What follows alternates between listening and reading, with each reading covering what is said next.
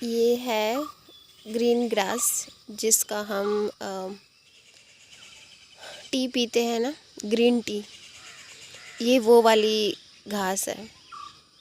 अभी ये छोटी छोटी सी उग गई है जंगल में, बहुत सारी है। रोड के चारों ओर है ये, मतलब दोनों ओर है। राइट साइड भी, लेफ़्ट साइड भी, आप देख सकते हो। इसकी यहाँ केरला में दवाई भी बनती है। और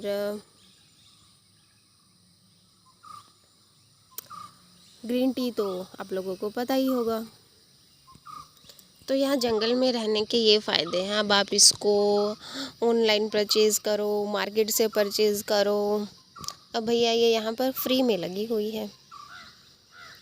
मैं कभी कभी पीती हूँ इसको, बिल्कुल ताज़ी होती है। यहीं से काट के थोड़ा सा कैंची से ले जाओ, स्वास्थ्य के लिए कभी कभी अच्छी होती है। और स्वास्थ्य के लिए तो जो बर्ड्स की साउंड, अभी जो म्यूज़िक चल रहा है, वो भी बहुत अच्छा होता है। इमोशनली हमें हैप्पी करता है, मज़ा आता है यार। अब ये सब हर रोज़ सुबह सुबह, मैं थोड़ी आलसी हूँ, थोड़ा लेट उठती हूँ आजकल मैं। सुबह भी बहुत अच्छा सा फीलिंग होता है 5-6 बजे अगर आओ तो। अभी 8 बजे हैं। खैर, सूरज पप्पा भी निकले हुए हैं और बर्ड्स की साउंड थोड़ा कम हो गई है आज। वैसे आ तो रही है काफ़ी।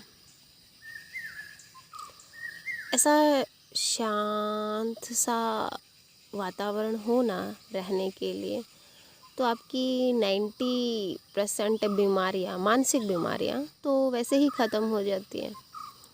कुछ बची रहती हैं, वो आप वैसे ही ख़त्म हो जाती हैं। तो कुल टोटली मिला के आपका मतलब स्वास्थ्य बहुत अच्छा रहता है जंगल में या एकांत में। भीड़ में हम खुद को ना मतलब सिकोड़े रखते हैं, एक्सप्रेस नहीं कर पाते।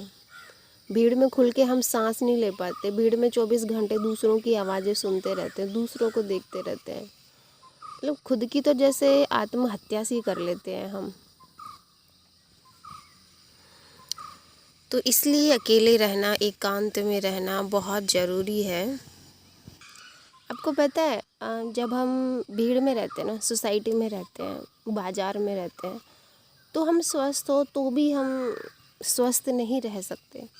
क्योंकि बहुत सारे लोगों की एक्चुअली पोल्यूशन ना गाड़ियों से ही नहीं होता, वाहनों से ही नहीं होता। पोल्यूशन हमारी थॉट्स से भी होता है। तो आप सोच के देखो, हज़ार अरबों लोगों की थॉट्स इकट्ठी आप कंज्यूम कर रहे हो, तो आपके भीतर आप कहाँ रह जाते हो? आपके भीतर ही भी भीड़ हो जाती है और बाहर तो भीड़ है ही। तो इसलिए अपने घर में भी एक ऐसा कोना आपको ढूंढना चाहिए, एक ऐसा रूम आपके लिए होना चाहिए जब जहाँ आप चाहो आप न्यूड रह सको, नग्न हो सको, पागल हो सको, कुछ भी उल्ट पटांग हरकतें आप कर सको, बंदरों की तरह उछल सको, खुल के आप रो सको, खुल के आप हंस सको, खुल के आप खुद को एक्सप्रेस कर सको। क्योंकि हम सोसाइटी में रहते हैं ना, तो हमें मैनर सिखाया जाता है। ऐसे उठो, ऐसे बैठो, ऐसे हाथ मत करो, ऐसे मत हंसो, अभी रोने का टाइम नहीं है, अभी हंसने का टाइम नहीं है, खाने का टाइम हो गया। मतलब सबका टाइम है, बस हमारा टाइम नहीं है। हमें नहीं पता कि हमारा टाइम कौन सा है। तो जब हम अकेले रहते हैं ना, तो हमें अपना टाइम पता चलता है, हमें खुद की भूख भी पता चलती है। एक्चुअली अभी हम खाना खा रहे हैं तो बस टाइम देख के, हमें अपना नहीं पता कि कब हमारे शरीर का क्लॉक क्या है, हमारे शरीर का क्या टाइम है, उठने का, बैठने का, हंसने का, रोने का। हम सारे इमोशंस अंदर ना बुरी तरह सप्रेस करके रखते हैं, बुरी तरह दबा के रखते हैं। तो इसलिए जब आप अकेले रहना शुरू करते हो, तो खुद के बारे में आपसे ना आप रूबरू होते हो। पहली बार आपकी खुद से जान पहचान होती है, आपको अपनी ऑथेंटिसिटी का, अपनी सत्ता का पता चलता है। इसलिए एकांत बहुत ज़रूरी है। और एक बार जिस आदमी को रस लग जाता है ना अपने होने का, तो खुद में ही खुदा होता है। तो खुद का जब जिसको लत लग जाती है ना, तो भैया बहुत मज़ा आता है जीने में। फिर तो आपको दूसरा आप सहन ही नहीं कर सकते 5 मिनट भी। चलो दूसरों की रिस्पेक्ट करो, दूसरे भी हैं, आप भी हैं, बट इतना पागल मत हो जाओ कि आप खुद के अस्तित्व को मिटा दो उनके लिए।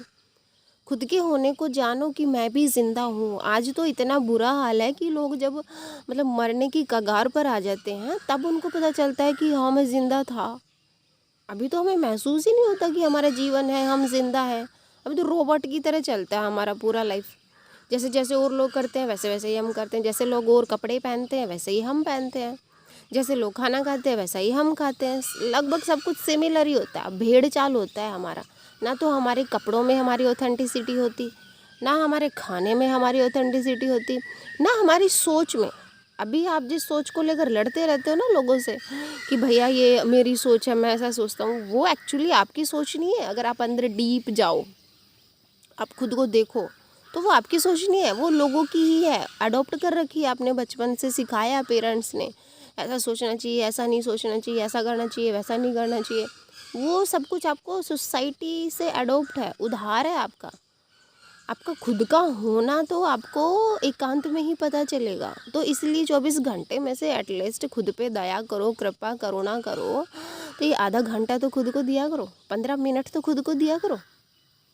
इसलिए थोड़ा थोड़ा टाइम सा बढ़ाते जाओ, आधा घंटा, 1 घंटा। हम बोलते तो हैं आजीवन की हम खुद के लिए जी रहे हैं, खुद के लिए कमा रहे, अपने लिए कोई नहीं जीता। अपने पता ही नहीं है अपने का होने का कि मैं हूँ क्या। तो खाक खुद के लिए कमाओगे। तो खुद को मतलब जानो, पहचानो, बोझ मत बनो। एक्चुअली सोसाइटी पे, यूनिवर्स पे, अस्तित्व पे बोझ नहीं, हम खुद पे ही बोझ है।